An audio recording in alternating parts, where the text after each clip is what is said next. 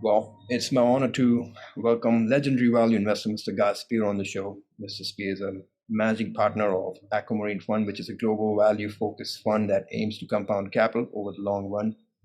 In 2008, he made news by bidding 650,000 with his friend Mr. Monish Pabrai for charity lunch with Mr. Warren Buffett. His book, The Education of a Value Investor, has sold more than 40,000 copies.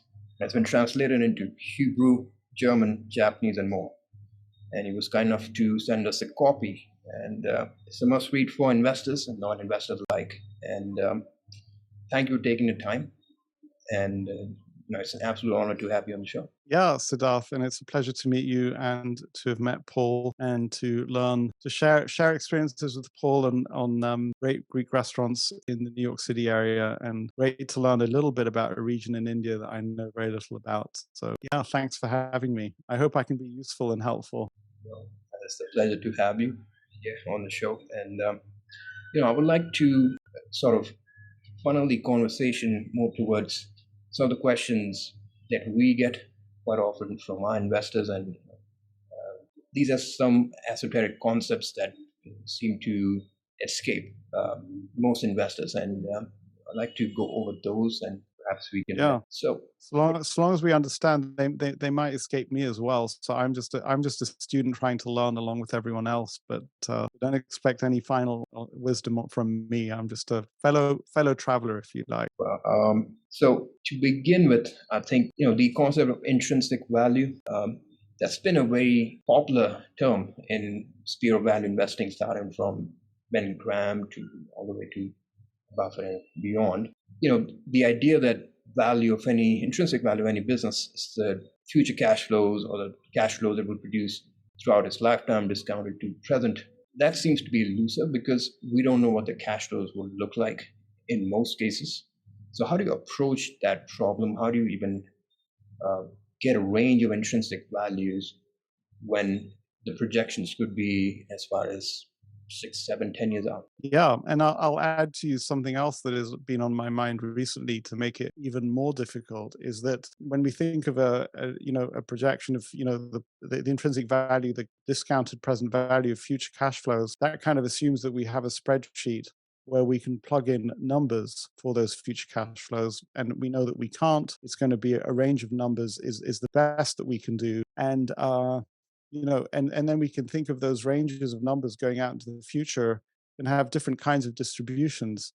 Some of them might have a very clear and understandable distribution with, quote, narrow tails, but some of those numbers might have very, very fat tails, or might even have negative consequences. So there may be versions of the future in calculating the intrinsic value of a business where the intrinsic value is without a doubt zero. And I say not negative. It could be negative if you're in some way liable for the business's obligations, which could be the case in an insurance business. But how do you come to so just saying discounted present value? It's not just that. I mean, I don't. They're unknown in multiple ways. They're unknown. And and then there are some investments where we can get to a very high degree of certainty, like a bond, where it's an obligation of a sovereign government, or we can get to high levels of certainty when it's real estate. But the minute we're getting further away from those, then we're starting to get into some really tricky waters. And to even pile on the importance and the difficulty of what you've raised is that I'm becoming increasingly aware that the tools that we were given at MBA, which is kind of, quote, master's level study. This is no longer undergraduate. This is supposedly on your way to, in the academic world, a PhD. And masters. I mean, the masters in golf is like a major thing. If you're a master golf player, that says a lot. But that we were taught with such insistency, like the capital asset pricing model, like figuring out a weighted average cost of capital, um, the the um, the financial engineers behind those tools probably made some very significant errors in modeling the nature of the world. So yeah, so your question is a very good one, and like all good questions, it has no simple or easy answers. I think that the concept of intrinsic value, when Ben Graham was talking about it, was was a great concept because the vast majority of the world were thinking about momentum and charting and all sorts of things that didn't relate the share price to the intrinsic value of the business, and so that was useful, and we didn't have to get any more granular or well defined on it. And now the world has moved on. Anybody, I don't know very many people who are successful or serious about investing who are not value investors, who are not talking about the intrinsic value of a business in one way or another. And so I think that you're right to put your finger on it. And it's a very, very difficult question to answer. And it may be that talking just about intrinsic value to oneself or to one's investors can no longer be the discriminatory place. So it was a factor of discrimination when most people weren't even talking about intrinsic value.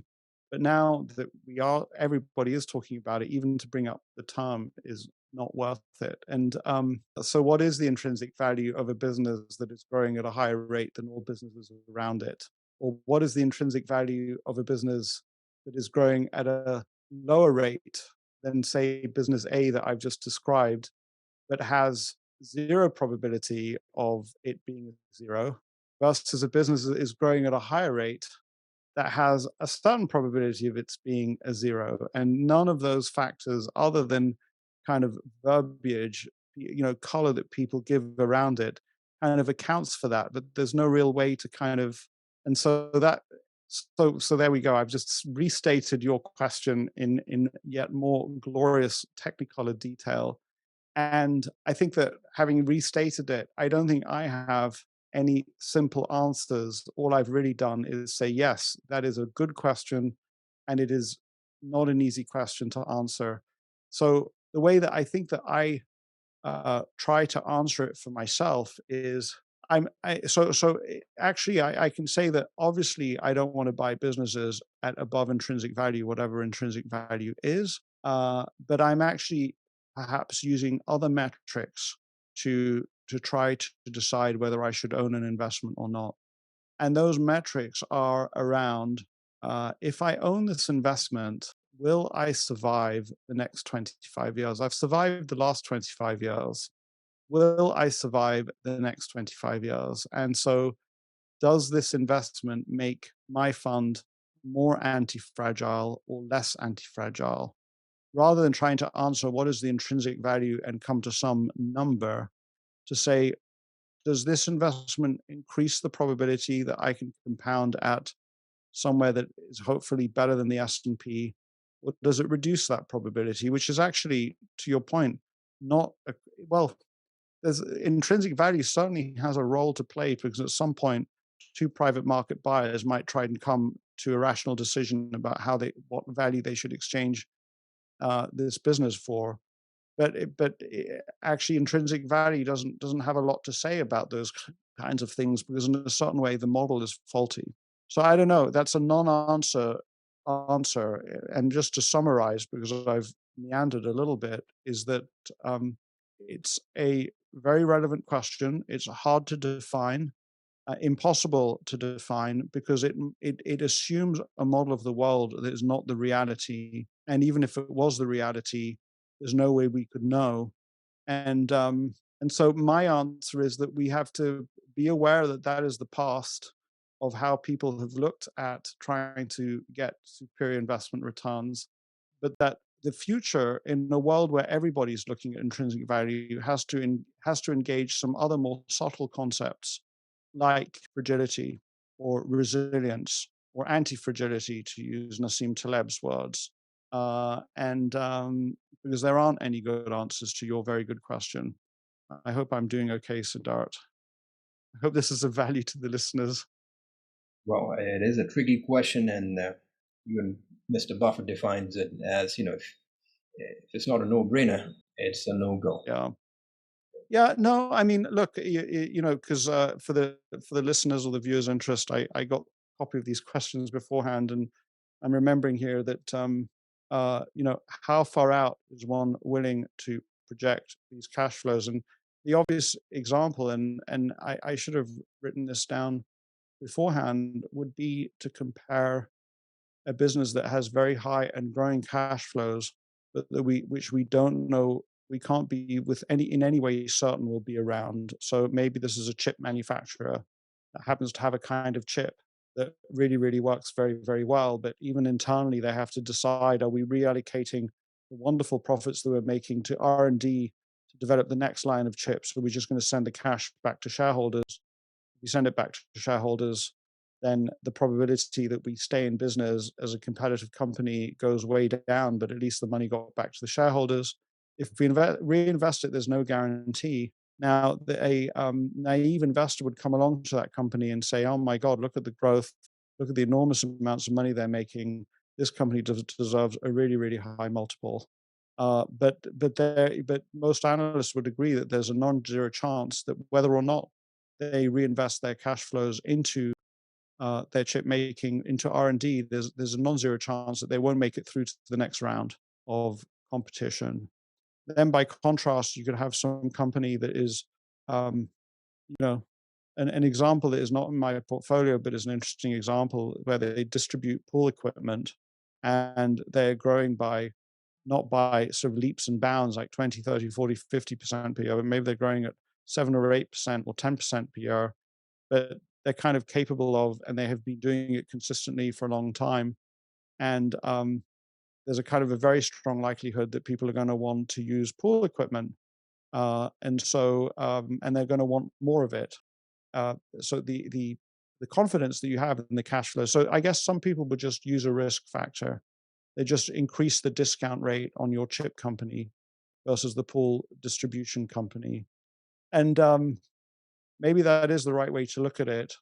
I think that what I've kind of like in terms of rules of heuristics is to the minute I get to any significant degree of uncertainty as to where the cash flows are going to end up. So I don't want to be in any situations where there's a non-zero risk of the cash flows ending up being zero and the value of the business at some point, like the chip manufacturer, uh, being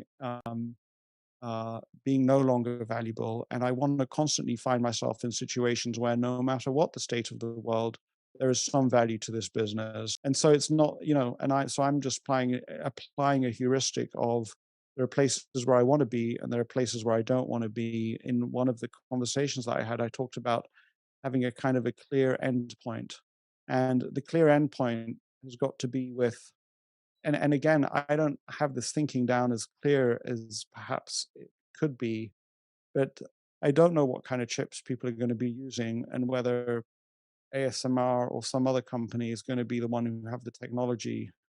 But I know that even if you are the dumbest real estate developer, if the only rule that you apply is that you're going to stay in downtown Manhattan, downtown Manhattan survived an attack on the Twin Towers. The real estate there is still valuable. Or if you just look at the transportation nexuses. So I'm trying to get to situations that look kind of like that. Um, and so I'm trying to deal with the complexity that way. But in a certain way, what discounted cash flow does, and this kind of like a simplistic view of intrinsic value, is that it assumes away all of the things that are actually really hard to think about. And the finance professors who've thought this through actually don't give us the tools to think through carefully how one deals with that complexity. And so we're kind of left on our own, which is not a terrible thing, Siddharth, because it means there are plenty of misvaluations out there. And what you tend to get is that there'll be the chip manufacturers and the equivalents of that have very, very high valuations. And what you and I have to do is not think ourselves too dumb, because you get the high valuation because it's got explosive growth and seems to be highly profitable, even though there's an uncertain endpoint. A whole bunch of analysts get enthusiastic. It's great to write about, and the share price is bid up. And then what happens to you and me, Siddharth, is we go, am I an idiot or what? I must be an idiot. Guess what? I don't like being an idiot. I think I'm just going to go and buy this thing. A bit like the guy who convinces all these gold diggers that gold's been discovered in hell, and he posts that sign, and they all run to hell. And then the gold digger kind of starts leaving, and God says, "Hey, there's all this space for you now." And the guy says, "Yeah, but you know what? There might just be truth to the rumor," and he kind of disappears as well. So we have to hold our cool and say, them, and part of what is motivating those people who say bidding up the price of this hypothetical chip manufacturer is that in a certain way their simplistic model of intrinsic value is hasn't been thought out in their minds, and there's a crowd of them who haven't really thought it out clearly, and they're utterly convinced, and the price obviously is a validating factor. And then what you and I have to do is we have to go and say, well, where's a place where the opposite is happening? And maybe it's in this pool products distribution business, or maybe it's in some other business which has a much lower growth rate, but a far more certain end point. And what you're actually buying is not a cheap valuation, but you're buying the fact that that unless an asteroid hits the Earth or there's nuclear warfare that breaks out between all the major nuclear powers, your end point is one in which that thing is valuable. I don't know if I hope I haven't rambled too much, and what I've said is kind of like got some kind of clarity. Great answer. And that brings me to the next question that we all sort of struggle as investors, which is sourcing ideas um, that are high quality, because you have all kinds of this MOI, and this you have screeners that are screening for quantitative factors, and then you have the 13 Fs. So when you look at your investments that you made in the past, what has been for you the most, I guess, profitable or the most useful source as an investor to find these ideas? And so for the first thing I should say is that, so if you look at my track record, what I can be uh, proud of is the longevity. So it turns out that 25 years is a long time to have survived, and even with the in the least favorable comparisons, we're around 1% better than the S&P, which is a tough competitor to beat. Yeah, and sorry, I just did a brain freeze there.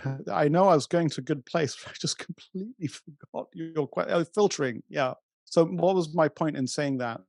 Is that you may not, I'm not sure that I'm the best example in terms of, if your listeners discover what heuristics I use, um, you might want to follow the heuristics of Seth Klarman or Warren Buffett. You may have far better heuristics. So why do I say that? I'm kind of advertising to you and the listener that the way you should take what I'm saying is that's an interesting example of how Guy Spier tries to solve the challenge, rather than taking it as prescriptive. Take it as a case study rather than prescriptive. And I think that, so my answer is all of the above, meaning there is no source of insight and information that one should shut out, and there's no type of insight or that one should shut out. What does that mean? If so running stock screens, uh, reading through value line, reading research reports, talking to people, um, having a model of what kinds of businesses would work in one's portfolio, and for doing a search for those kinds of businesses. My first point is don't shut out anything, and over and above that, don't pursue just one strategy. We don't know what's going to work, and even Siddharth, if I did know, and even if I gave you that strategy, it might not work tomorrow or the day after. So the world is a changing place. We're not dealing with physics where the underlying physical reality doesn't change. We're dealing with our interaction as investors and as investment companies with a changing human environment where human behavior changes. So I think that, in the same way that life diversifies, the biological genome diversifies. You want to have multiple strategies and multiple resources available to you. We are omnivores. The more different kinds of food we can subsist on, the more likely it is that our species is going to survive. So we don't know what search strategy is going to work for the next 20 years. And so we better have a multiplicity of them.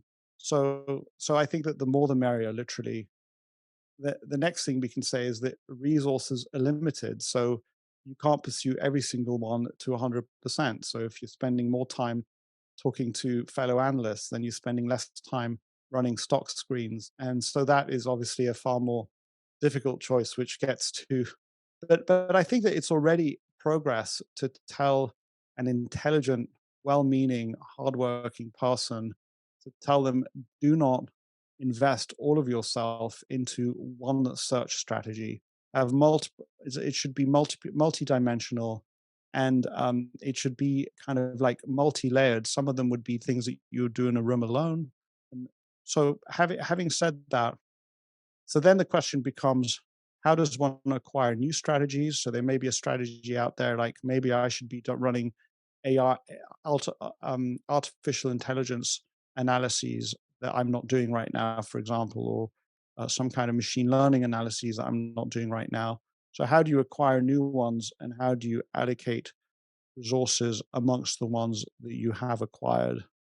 And I think that in that is that itself, the process by which one decides has to be intelligently updated all the time. So I think that that's a good prescription. How do I solve the problem specifically in my case?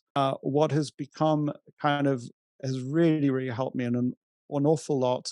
I believe that it will lead to better decision making, although there's no guarantee of that, and has helped me to live a more structured, better life. Is that I've taken ideas from somebody called Tiago Forte, who runs an online course and has a book called Building a Second Brain, and ideas around spaced repetition.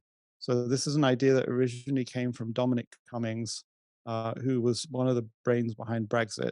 It's not actually, he's not the originator of the idea, but the basic, so it's about having a process for me by which I ingest insight and information and about the world and what I do with it. And so, um, you know, ideas, and this is a little bit from David Allen Green, Getting Things Done. When ideas come in and thoughts come in of any way, shape, or form, we need a place to capture them. And whether that's a notebook, whether that's there's no, I capture, for your interest, to get down in the weeds. I capture notes in a notebook. I capture them in a piece of software called Evernote. I capture them in a piece of software called Rome Research. I capture them in my CRM when it's around people, and I capture them with my team and with my assistant. So that, there's a system of capture. Then, most importantly, there's a system of review. So there's the confidence that once these investment ideas, amongst other things, have been captured, they will be reviewed. And then where the space repetition comes in is that you want to create a system for taking care of your future self, meaning ideas should flow into our minds and get intelligently redirected. Ideas, facts, thoughts, because the information about the world is coming in a very unstructured, unordered way. We're on the train and we have a thought because we see an advertisement for a luxury good. And then we speak to a friend and they talk about some development in India, and then an annual report arrives. And um, so how do I do that? I'm constantly sending stuff to my future self. And some of that simply involves piles of papers related to what I've read, in which I have this highly respected investment firm called Ironhold Capital, who have sent me a report that they have done up on July 10th on Wix. It looks well researched. It looks very, very well written.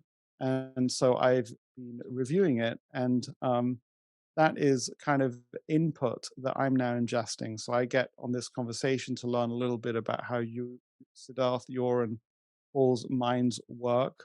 And I'm also integrating this with a insights of a friend of mine who works very deeply in the in the WordPress ecosystem and is a huge believer in the WordPress ecosystem. So I'm thinking to myself, wow, that's interesting because that's very different to Wix. I wonder if I can talk to him and put them together. Now, what I will do with this report is I will, at some point, I'll put it into a read soon, sometime, or later. And so actually, the categories are now, sometime, later. And so now means like in the next few days. So I might read it now, have some thoughts, scribble some notes onto the report about how I might pursue this further, and then just put it into my now pile, which means I'll pick it up again in a few days.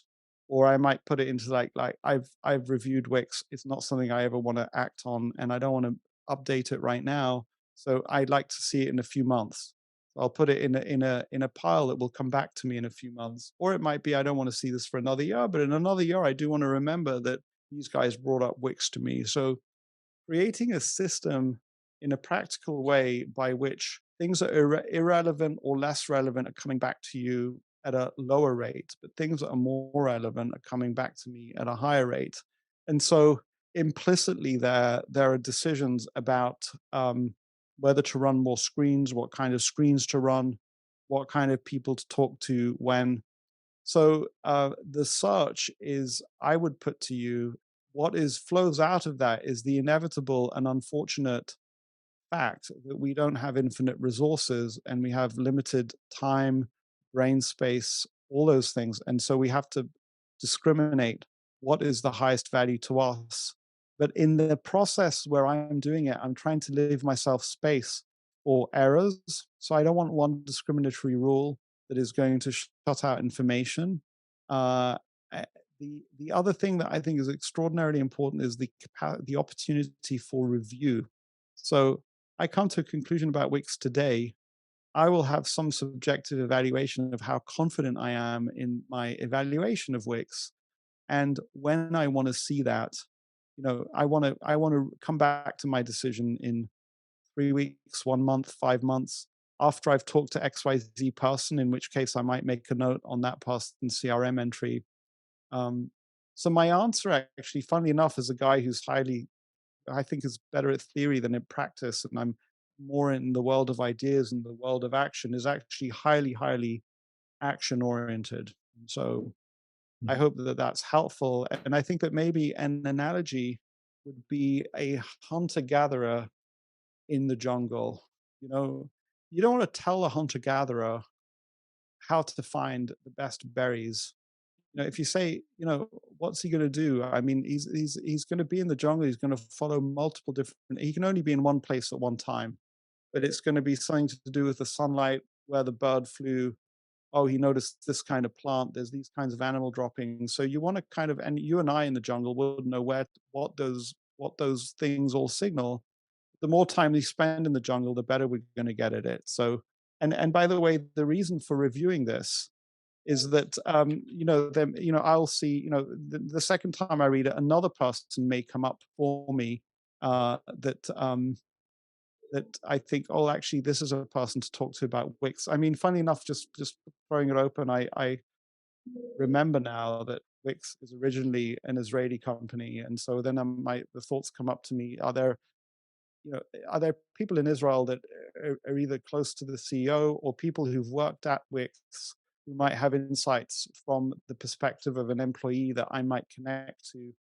So multiple ways of advancing that agenda in order, well, kind of fulfilling this idea of, on the one hand, we want to pursue everything, and at the same time, we have limited resources. We can't pursue everything, but we can't rule out that even the most unlikely looking strategy is not going to yield good results. So we have to give those credit. We live in an uncertain world. I'll leave you with one thought before I hand you back the mic. Again, forgive me for these long and rambling answers. Um, I've used this analogy or this memory multiple times. General Norman Schwarzkopf, in I believe what was the first the invasion of Iraq to to throw the Iraqis out of Kuwait, they'd unlawfully seized Kuwait in the same way, by the way, that Russia seems to have unlawfully seized parts of Ukraine. And he was asked by the journalist, well, we're just curious. So how are you going in? Are you going over ground? Are you coming in by air? Are these naval landings? And Schwarzkopf looks at the journalist and he says, "We're doing all of those things. We're going over, under, around, every which way." And so I think that's kind of the approach. And forgive me, just one additional thing there. So, you, Siddharth, or somebody in your shoes says, "Oh my God, here I am. I've been entrusted with other people's money, my family's money. I want to take care of my own money. What do I do now? And where do I go for guidance?" And my word, if anybody listening to this, if this lands, if you're coming to me for guidance, is listen to me and other people, but trust your instincts, but not too much. So trust your instincts, knowing that your instincts themselves are learning and may be fallible, but ultimately this is an inner journey. Ultimately, you need to listen to the voice on the inside. So if the voice in the inside is saying, "I need to run screens," then run screens, but don't overcommit to only running screens. Keep your mind open to other things. If the voice inside you says, "I really need to attend this conference," then go and attend that conference. There's something for you there. It may not be what is advertised. It may be the person you meet in the corridor. It may be the insight you get from, the investor relations person at some company that you'd never invest with. But ultimately, the world is so complex and the uncertainties are so great that we really have to kind of have this kind of inner voice and outer flexibility, something like that. So I Mhm. hope that's helpful. Absolutely. And that brings me to I think I would call it the essence of investing, or maybe the most important one factor one can think about, which is the moat. And you've spoken about the economic high grounds that certain businesses have, or certain types of real estate might have, because of maybe the way they position, supply demand dynamics. So my question would be similar to how Mr. Buffett identified GEICO as this low-cost insurance provider with less than 1% market share, I think, at the time he made the investment. You've discussed economic high grounds in the past, businesses that have wide moat, or it could be real estate, well located in some area. Um, how do you come up with these insights or uh, ideas, maybe, regarding businesses? Is it a long-term process? Is it a just culmination of a whole lot of research, and then that leads you to these eureka moments? Or do you think about it in a structured way that you're looking to figure out the mode for maybe a particular business? So what does that approach look like? Yeah. And, I'm going to answer this in a way that is different to probably the way I would have thought about it before. So just talking about moats for a second, I guess, we can start. I used to imagine that a business which has higher margins and higher returns on capital, that is, I think most people would agree that that is an indication that a business has a moat. Um, but then one of the problems that those businesses have is that they have a large target for other businesses to go after. So when you have a very profitable business, then a lot of people want to get into it. And so that moat gets far better tested. And some businesses manage to survive in spite of the very, very juicy margins that people are looking to attract to themselves. There's some very unusual business that we all know of, like the soft drinks business, where in spite of very juicy margins, it's very, very hard for others to get into. But then if you look at the semiconductor idea that I was sharing with you, then every man and his dog is going to be investing in the knowledge and know-how to get into that business. We have a duopoly in the airline business, in the manufacture of wide-bodied airlines between Airbus and Boeing. And I think that it's a certainty that sooner or later, the Chinese aerospace industry is going to figure out how to make wide bodies jets, but that is an investment of decades for them to get into. But they're going after it in a major way. I think my thinking evolved into realizing that often it's a business that is less apparently profitable that has a better moat. And so there's this concept of the pricing umbrella. And so if you have a business with high margins, then the pricing umbrella is pretty high up off the ground. A lot of people can try and get in underneath it. Whereas if you lower the pricing umbrella, there are less and less people who are short enough to get into it. So you get these businesses which don't appear all that profitable, or their profit margins are actually pretty low, but they have a very low pricing umbrella, and that gives them other advantages in terms of value for money. And the obvious example is Costco, but another example would be CarMax or Walmart or various businesses that um, create a competitive moat in that way. I think that Warren Buffett loves those kinds of businesses, but there are businesses um, where I think that Warren has gone for a moat that looked like that, but it actually didn't turn out to be that way. The prime example in my mind is NetJets, where I think that at this point in its development, he would have expected it to have a very, very wide moat. And the way IT and online markets developed was such that you could be a relatively small player, but you could access ways to fill your your capital goods, in this case, an airplane. So plenty of competitors like FlexJet and other names that compete very, very effectively with NetJets, and therefore NetJets does not have the great margins that they would have liked to have had. Although I think that it's still a decent business, but not the very, very high moat, wide moat business that he wanted it to be. Another thought that comes to my mind is this concept of it's less important how wide the moat is at the point at which you invest as to the direction in which it's going. Is the moat getting wider or not? And I've been particularly motivated by investing in businesses where there's not much of a moat right now, but I can see down the road that the moat is certainly getting wider. Um, but the analysis may turn out to be wrong for all sorts of very understandable reasons. I think that because one of the things that people who talk about moats presuppose is that the world is that the world is an understandable place, and that the data that we're receiving is accurate to what is actually going on. And I may have an insight about whether a company has a moat or the directionality of whether the moat is getting wider or not.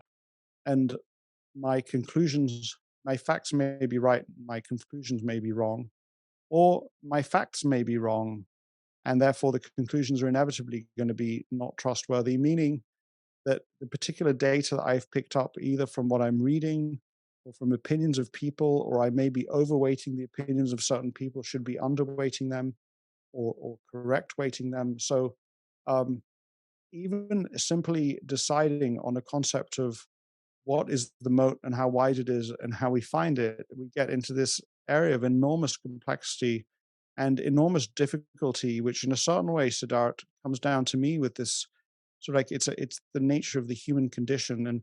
And one of the ways I try to think about that is if we kind of do one of these zoom outs where we have polls in New York City. I'm in London right now. Siddharth, you're in Bhopal, India, and but take any one of us and zoom out and until we see the whole city that we're in. And then we zoom out even further and we see the whole planet that we occupy. And we're just one set of eyes and one set of ears and one brain. But yeah, and we're told that in a certain way um, the brain is it something along the lines of there are more neurons in the brain or more ways in which the brain can interconnect itself than there are molecules in the universe, or some kind of mind-boggling number like that. But it's still just one brain, and it's just still limited to the inputs that it can receive. And so I think that we need to go about concepts like moat with an enormous amount of respect for the degree of uncertainty in which we're operating in, the degree to which we have to allow for that uncertainty in our actions. So, how does one deal with that enormous complexity? I think that my answer is to go back to some of the things that it comes back to me around the search for better businesses. So, it's got to do with how I structure my knowledge of the world, how when I come across an interview with somebody who's going to give me insights into how competitive the streaming movie space is, that I'm sort of like reminding myself to bring that up to myself at a later date. I think there's also this concept of trying to make ourselves more central to the flow of information around the things that interest us. And so we don't have to know everything about everything, but we want to become central in the areas that we choose to specialize. So I think the likelihood that I identify a wide moat business in the area of personal medicine, for example, is far less likely than somebody who's an investment analyst who's based in the Boston area, because the probability that they're going to be central in a whole slew of conversations that are taking place around personalized medicine is far more likely in a place like Boston. So, what actions can I take to centralize myself in the information and the idea flow? So, in a certain way, I can't be sure that my insights are right.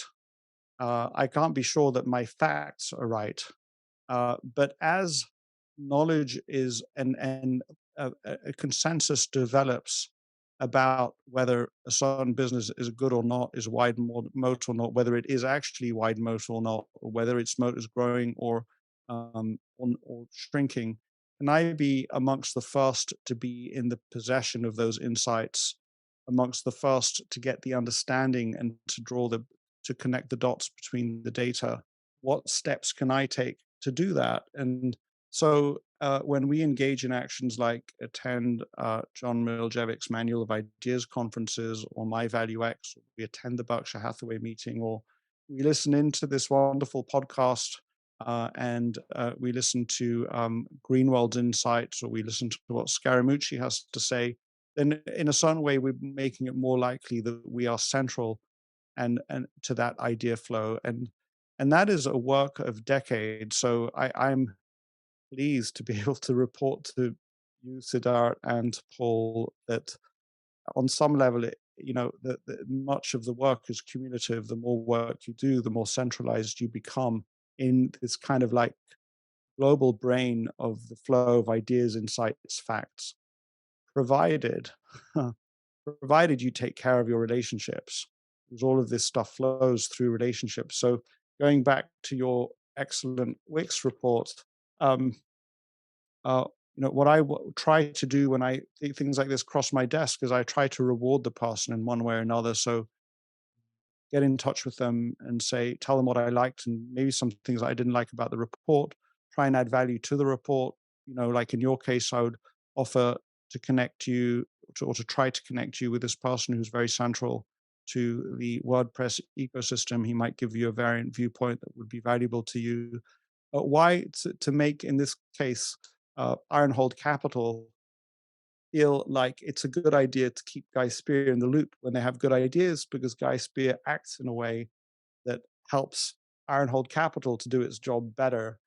Therefore, I'm more central. Therefore, I'm more likely to have the insight, to have be in possession of the facts, and to be in possession of the insight that, say, Wix is a growing moat business, a shrinking moat business, but we're acting with probabilities. And I think that underlying your question is a lovely, sincere, and earnest intent to get to the gold nugget answer, because then we could just take that answer and get on with our lives and do our job and dispatch the problem and take seize the responsibility that has been foisted upon us.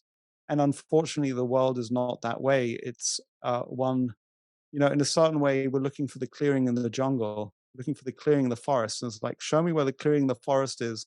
Where is the sunlight? Because I just want to go there because that's where I'm supposed to go. And the answer is no, you just got to keep foraging and you got to keep figuring out your way towards the sunlight. You may never get there. It may not exist, but you just got to keep the work of doing it. And my point to you is that the nature of the work is constantly changing. So we have to apply our full resources of intelligence, capacity to understand the world as it shapes and unfolds itself, deal with new insights and facts, and change our strategy as the circumstances change, with the simple idea that we all know that we want to buy good moats at decent prices. And then he's like, well, yeah, but how? And effectively, to summarize my answer, I'm saying is by continuing the search and being as intelligent as you possibly can and as resourceful as you possibly can with what you have in front of you. And I guess here's the empowering thought for Ironhold Capital and anybody who's listening, is that there's this perception that if only I was if only Guy Spier had given me the correct answer, then I'd have the keys to the golden kingdom, and then I'd be in that oasis in the middle of the desert, or I'd be in that beautiful clearing in the middle of this darkened rainforest where I can see the sun and I know what's up and what's down and where's left and where's right. I think that my answer to you is that even the people you perceive are in that very beautiful, happy zone, they're actually just scrabbling around like the rest of us. And so you might as well get used to doing the same thing, get used to foraging. And from our perspective, where Warren Buffett is, does feel like he's in an oasis, or it does feel like, and he's certainly at the center of flows of knowledge, insight, and of information that are vastly, vastly superior to anything that we've got. But that's not his subjective feeling. He's still struggling through the forest like the rest of us. And what you really need to do is enjoy that struggle, because it's always going to be there. Um, last thought on that front, and it kind of goes back to a previous theme, is that I think that the way I've shaped the struggle for me with this process of working is something that I find supremely enjoyable. I mean, I just really enjoy the process of doing it. I enjoy the process of discovering, noting down my thoughts, and the kind of thing that I do. And I might so there's a part of my library here. I'm going to step away for a second, but this might be fun on the video.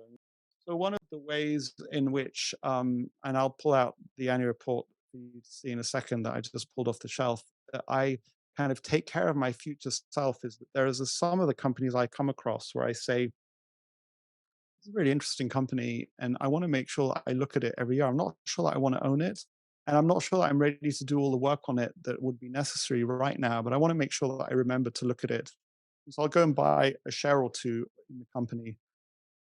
And then, I know that I'm going to receive their annual report because I'm a shareholder and I've clicked off on Charles Schwab that I don't want anything sent to me electronically. So it comes in physical form. So there's a section here behind me of reports that I haven't yet torn through, but that's Verisk, which is a company that I don't own shares of, but I believe that I noticed that Berkshire Hathaway owns shares of it, and I was trying to understand more of it. So, you know, uh, and I can't do this in real time because it will waste everybody's time. But um, the first thing I'm doing, looking at it, is it's not clear to me that the annual letter. I'm trying to work out if the annual letter was written by the PR firm or if it was written uh, by the CEO, the kind of like Jamie Dimon style or Warren Buffett style. But what I'll then do is that. So this is I'm just going to give an example of this. This is the um, proxy statement, but I will, and I'm just going to do this for. I've just torn off the back page. It's a blank page, but I'll make notes on my conclusions on the blank page, and then that goes into the later pile. And so I'll come up and I'll remember that I took notes, or I'll tear out the letter, or I'll tear out the balance sheet. And so related to Verisk, I mean, obviously one of the questions is what's the intrinsic value? How big is the moat? Is the moat shrinking or growing? And I may have written down notes as to how I might go about acquiring that knowledge. And I've kind of placed it for a future date. And between now and the future date, you know, you might have not sent me a report on Wix. You might have sent me a report um, on Verisk. And then I'm like, oh, that's interesting. Those guys like Verisk. Hey, have you considered? Or let's see why they think it's a wide or growing moat business. So in a certain way, I feel very bad, Siddharth and Paul, because I'm giving non-answers to your answers, to your questions. Every time you give me a question, I'm like, yeah, that's a very difficult question. Let me tell you how difficult it is. Let me tell you how I haven't been able to solve it. But here's how I'm trying to solve it. So there's another example, and you're asking great questions to which there are no easy answers. Well, I mean, I love it. It's a great source of learning for us especially. And the one thing we've noticed in our investment processes when we speak to management teams, although all the information is already there, we already know what to expect to an extent. There's a wide variance in terms of the certainty I get from um, speaking to different managers, which is some of them pretty much, and this is, they don't disclose any further information, obviously, but some of them are pretty much the transcript or the annual report, just an audio, basically, when you speak to them. And some of them seem to have uh, more of a strategic view or more of a insight-based view that we may not have gleaned from reading the financials. So my question to you would be, when you speak to management teams, first of all, when do you speak to them in your process? Is it before you do the research or after you've done your research? And what are you looking for? Because all the information is already public. Or when you speak to them, what are you uh, hoping to get out of them? Yeah, and so the first thing I need to say is that in my book, my statement was don't speak to management, which I've said it multiple times, but I disagree with that. I think one should speak to management. Very briefly, speaking to management is a very, very powerful tool. It's not something that all investors have because they may not have access. They may just have access to the transcripts, for example. Before regulation, FD in the United States, many investors simply didn't have access to management. That's not the case now, but there's all sorts of color that one gets if one's in the same room as them, and therefore one can get very, very badly and seriously misled. The way I describe it now is that speaking to management is a bit like wielding a chainsaw. Chainsaws can be very damaging if you apply them to your leg, but extremely useful when cutting down tree trunks. So be aware of the tool that you're using, apply it in the right direction and in the right way. Um, I think that, having said all of that, um, I've never ceased to be surprised at moments in the unfolding of a company's life in which, for one reason or another, the CEO steps down and you get a new CEO, or you get a new key employee, chief CXO, if you like, CFO, COO. And sometimes these are the founding members of the company. I mean, this company that I don't own shares of, but I've followed a company called AO World, which is a distributor of white goods in Europe. The founder stepped down at one point, and there's a company that I've been following at a distance called Trupanion, where the founder is an incredible guy and is very much in charge. But I do worry about when he might step down, and whether that's so. I think that this idea of saying, well, I really want to have the reasons why I'm invested in this business to be separate to the personality of the management, I think is an important insight. So speaking to management should not be lead to a situation where I love the company because I love the guy running it today. Would we love, or would those people who have loved Netflix in the past, or who do love Netflix now, how would they feel if Reed Hastings was not in charge? So that's really, really important. I think another thing that's extraordinarily important is that remember that the manager sits in an office like the rest of us does and speaks on the phone, reads documents, writes emails, and meets with people from time to time. And yes, has access to the company's internal accounts and budgets and sales figures. And so they do have an awful lot of more information and insight to their disposal, but that is accompanied, that is interpreted with a model of the world that the manager has, that the CEO has, and that model may be coloring massively his or her interpretation of what is going on, which may be the reality and it may not be the reality. And it may be to our advantage. I mean, I think if you're invested with Andy Grove of Intel through much of the life of Intel, and his mantra is only the paranoid survive, you're probably in a good place. His model of the world, is a useful and an effective model to be interpreting the data that's coming into him, rather than perhaps a model of the world that is a more kind of some good Samaritan from the New Testament, in which everybody means well and does well. Um, so, uh, so I worry about speaking to a manager who's utterly convinced and highly intelligent. I mean, all these people are always highly intelligent.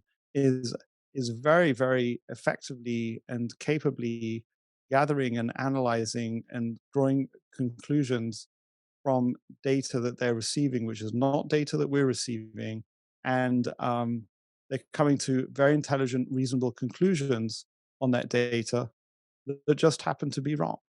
And so, with all the good intent in the world, so that that I think that a view of the world in which, um, and forgive me for kind of like going back to these kind of jungle and forest analogies, to realize that the CEO of the business is just another guy storming around the jungle, and another guy who's trying to figure out a path, another guy who's doing his best to get directions, and I think that I'm more interested and willing to deal with the guy either where the company is in such a clear groove that it's just freaking obvious what they need to do to execute. And there are businesses, many businesses like that, and it's great to be in those businesses. Um, but where also there's an element of I don't know that this is the right path, but I'm actively like you trying to figure out uh, how to get to the promised land. And we know, and actually, let's be clear. There's some managers for whom the promised land is not our promised land. There's a misalignment of interests in one way or another. But the alignment of interests is not enough. And even to have a clear strategy. I mean, the fact that you have the CEO. He's looking at his compass and he's saying, "I know where true north is," and my compass says true north is over there. And you can't have no way of knowing whether his compass is faulty or not. Rather to be with the manager says, look, obviously we're trying to get to true north. So, tick off that. And you have to be clear on that. And yeah, I've got my compass and I'm trying to use my compass, but I've also got these other irons in the fire and got these other strategies to get to true north. And actually, if all these fail, I have all these other things I'm going to try.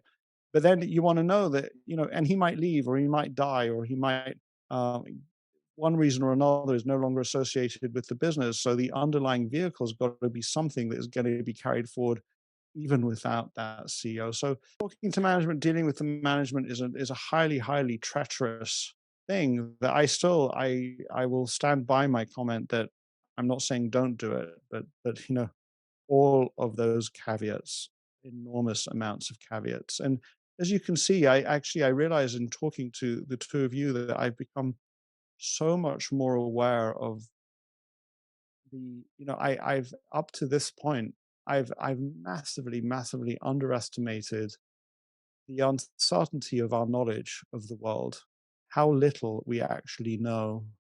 And so we have to be really, really modest and careful about how we deal with our insights. We have to deal with our insights with this kind of modesty that says, I may be completely misguided and wrong about this insight, and that goes for management teams as well. And don't be misled by their undue confidence, and be aware that confidence goes through cycles. When you're a management team that's thrown up a string of successful years and your share price is through the roof, you become pretty confident that your model of the world is correct. And maybe for a while, your model of the world is spot on, and the data that you're analyzing and receiving is exactly the correct interpretation. But the world is a strange place, and suddenly it's no longer the correct model of the world, and suddenly the world has changed, and actually you only discovered 2 years too late. I'll just give you briefly one example of that. In the case of this zinc recycling company, Horsehead, the management team were extremely familiar with. So they had a huge investment in a restructuring of the underlying chemical process by which the underlying process by which they recycled zinc. And The original process was using blast furnace, which is a very, very well understood process in metallurgy, which involves mixing your raw materials with a fuel, usually as a very specific grade of coal.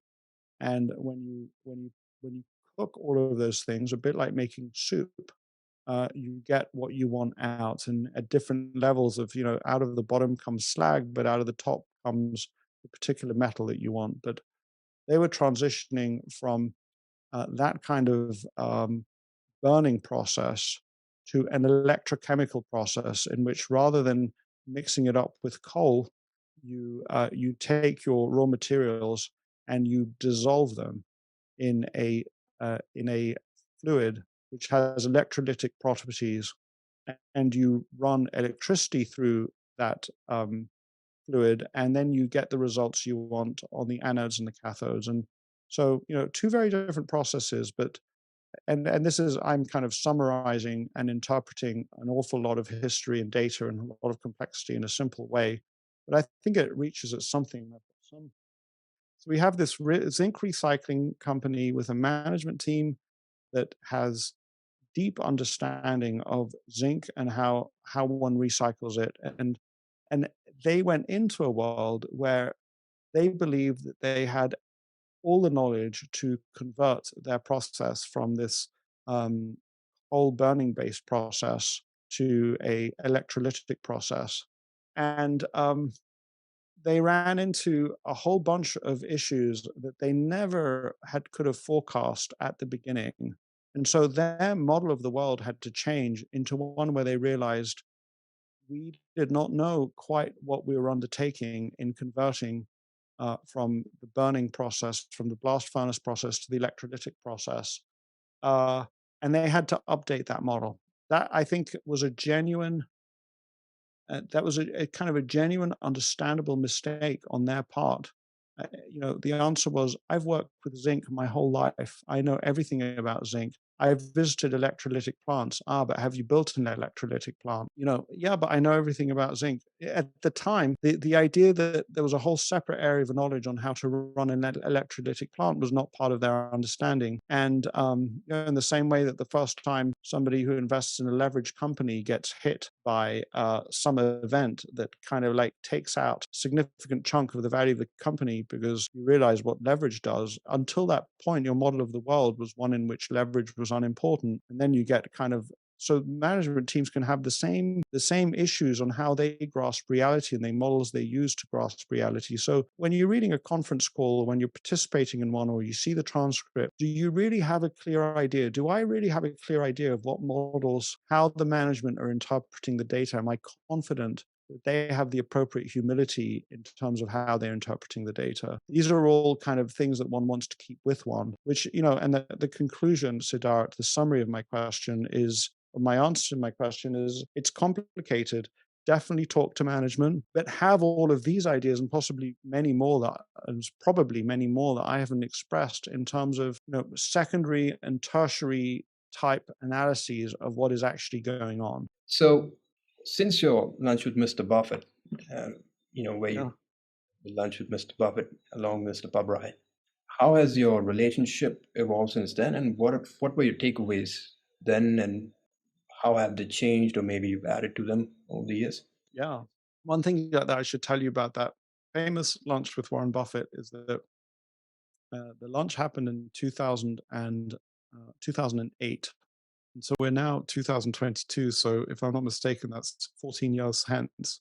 And I think that for me, it's a sign of, I don't want to say failure, but that I'm not, that I have some ways to go to match the expectations and desires that I have for my life. That I think that it would be a shame if in 20 years' time, let's say, that what is written, but the first thing that's said about me after I'm introduced is lunch with Warren Buffett. And if we talk about Monish for a second, I think that at around the time that we met, and for a while I was on his advisory board for the Dakshana Foundation, and we were traveling around India, visiting scholars' homes, and also visiting JNVs, Javod, Navoya, Vidalnya, these kind of schools for underprivileged children from scheduled castes and scheduled tribes. And Monish says to me that it would be very nice if one day he's remembered not as a great investor, but as the founder of this amazing charitable organization called Dakshana. And I think that that was a wonderful goal to have mentioned to me at the time. And I think that in many ways that's come true. I mean, there are all sorts of, I mean, when Warren Buffett is writing letters saying that many CEOs and of charitable organizations would be envious of Dakshana, I think that that is an extraordinary thing. But so having said that, and having not escaped the kind of like the Warren Buffett launch in my bio yet, what what are the how's the relationship involved? Where are we right now? Look, I think that the power of meeting one person, I can reaffirm that meeting one person can change your life. And if if any of us have the instinct that a meeting with a particular person will give us extraordinary insights and wisdom, it is not a dumb thing to invest an enormous amount of one's personal resources to try and get that meeting in a reasonable way. And so that doesn't mean spend your birthright, your pension fund, your everything. Don't be dumb about it. But if you can take a sum of money that you could totally afford to lose at the casino, let's say, or to invest to spend on a holiday that you would never get back, and you say, well, rather than spending this money on a holiday, I'm going to spend it on meeting some person that you have the instinct could be life changing, then I think it's extraordinarily worth doing. And my experience with Warren Buffett is an example of that. I would tell you that I recently read this book by Michael Ovitz. I think it's called Ovitz by Ovitz. He was a Hollywood super agent, and I was really struck by the extraordinary human intelligence, EQ, that this man has.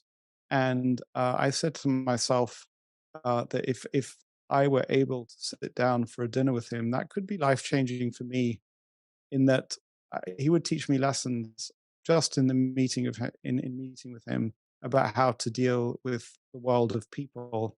I would have really liked to have carried his briefcase, so I can be quite certain that in many aspects of human interactions, Michael Ovitz is way better than Warren Buffett.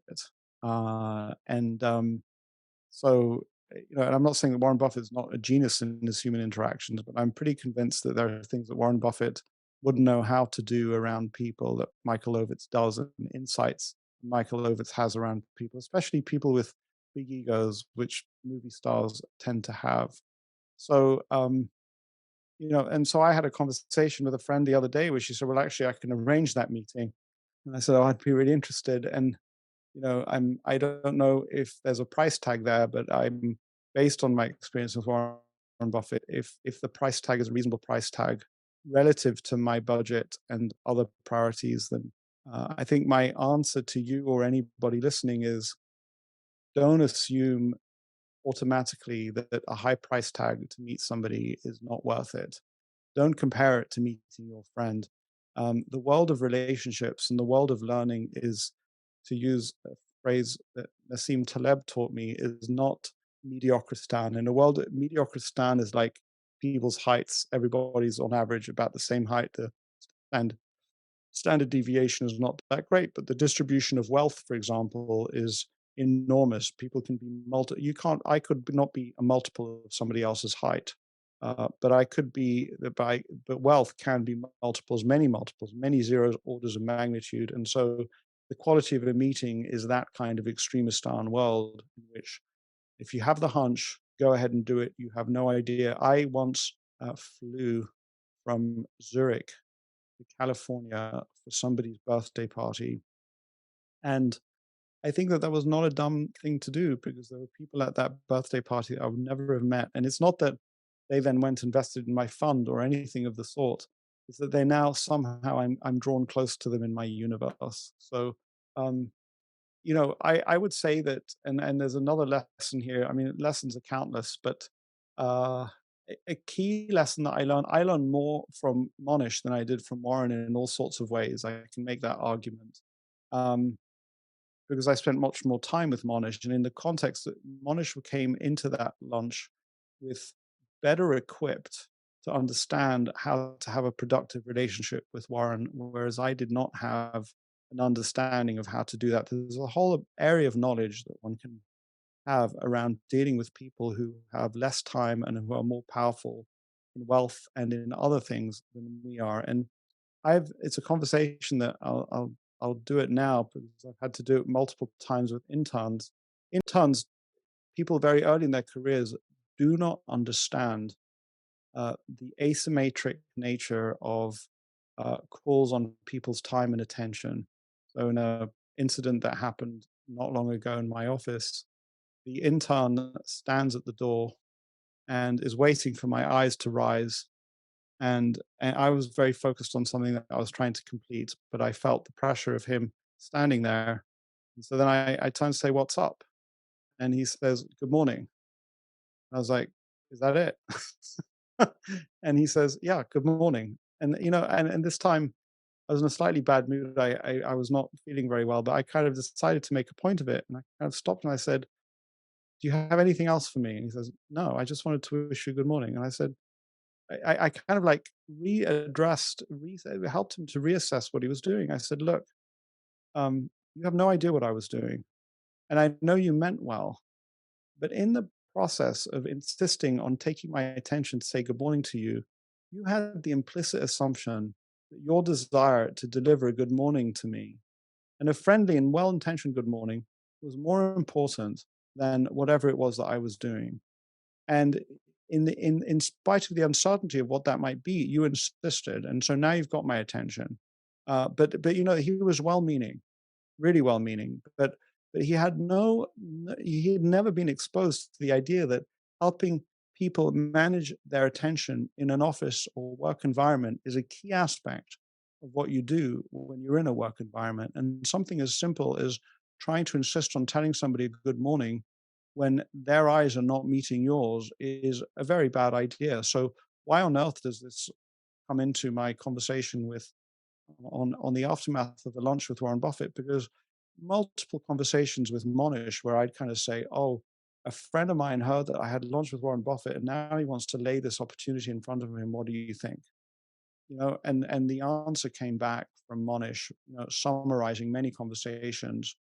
Do you really want to risk whatever goodwill that you have built up with Warren and his assistant to lay this proposal in front of him? Is that really going to be a benefit in his life? And take all of your insights and intelligence, all of your intelligence, and apply it to all the insights you have about Warren Buffett. How do you think this is going to land? And what is it going to do of his perception of you? So that learning curve that I went up, which once I'd gone up it with Warren Buffett, helped me to deal with all sorts of people who are more powerful in time and uh, who are more wealthy in time, in power and money, and who have far less time and attention than I do. So that's a kind of a very, very simple thing, but it's just extraordinarily valuable. And just to, in terms of the relationship to Warren Buffett, I mean, I once called up Monish to wish him a happy birthday, and he was like, "Don't wish me a happy birthday."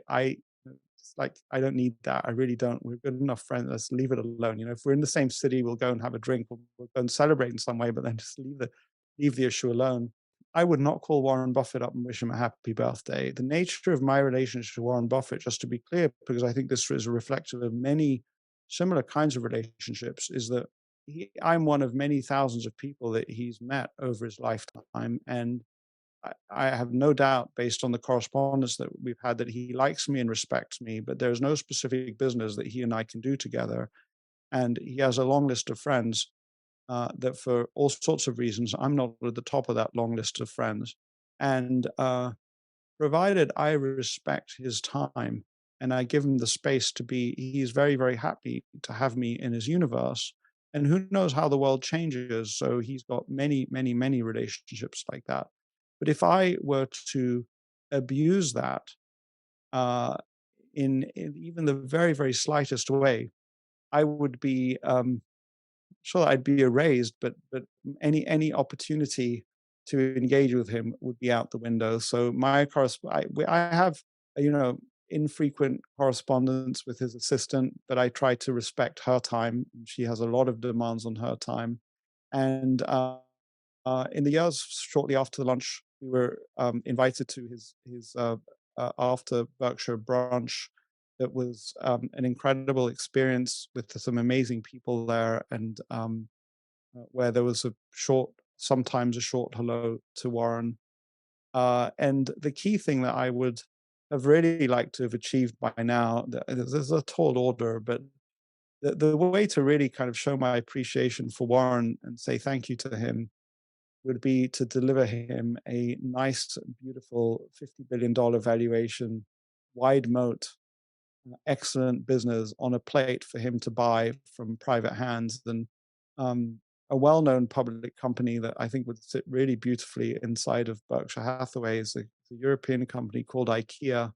It's all over the United States. It's a different business model to Nebraska Furniture Mart, but it's a very, very interesting, extraordinary business. And it turns out that somebody I know quite well in Zurich has actually used to have many close personal interactions with the founder Ingmar Kamprad, and I've been in touch with some of the directors where I've had informal conversations about whether it would ever be possible to do that, because would be a lifelong wish and dream of mine.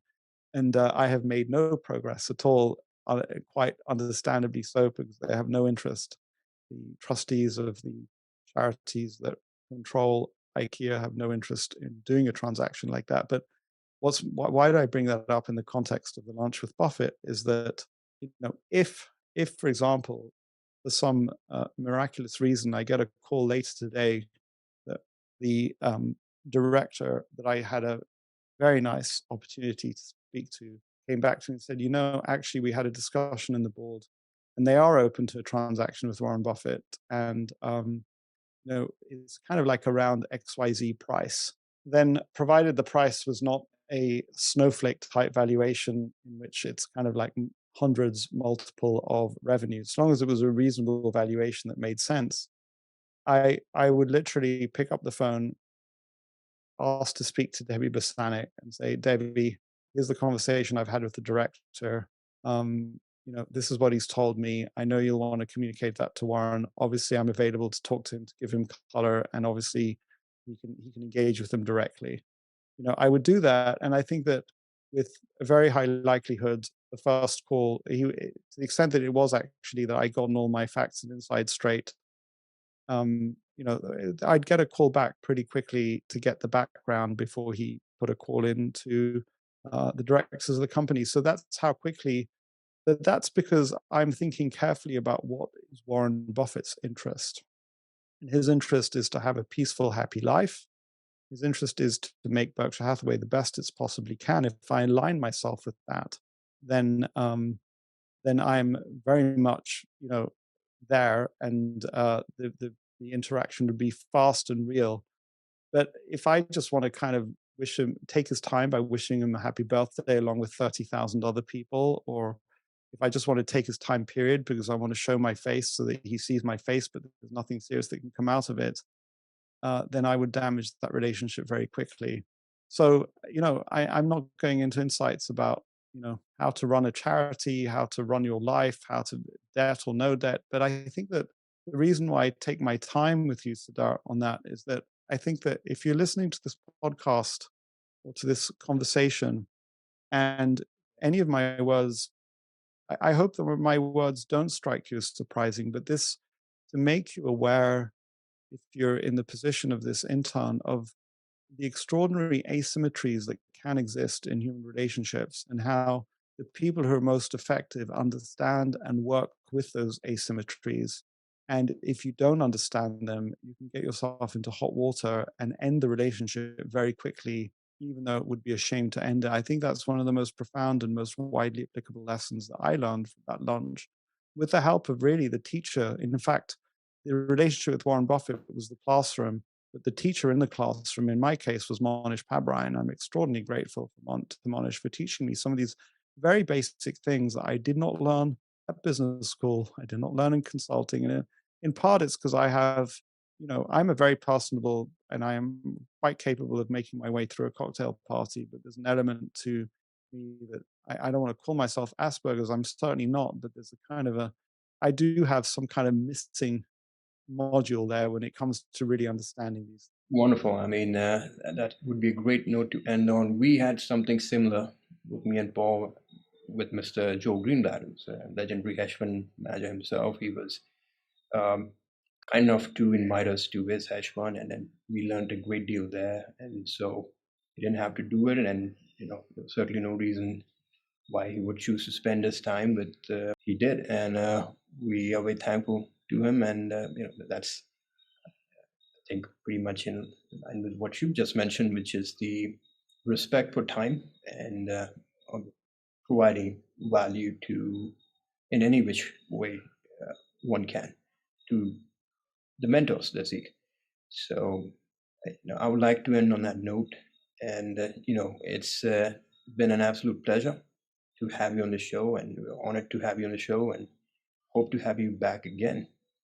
And for investors who are interested in Aquamarine Fund, and how can they reach out, and perhaps you know how do they go about that process? I think, yeah. That's extraordinarily kind, and thank you for having me on your show. I've been impressed to talk to both of you, and thank you for the kind questions about how people should engage with me. Before I get to that, I just want to give an additional note on your meeting with Joel Greenblatt. Is that it is very intelligent and smart for Joel Greenblatt to meet with you. So he didn't do it out of an act of pure charity and kindness, I believe.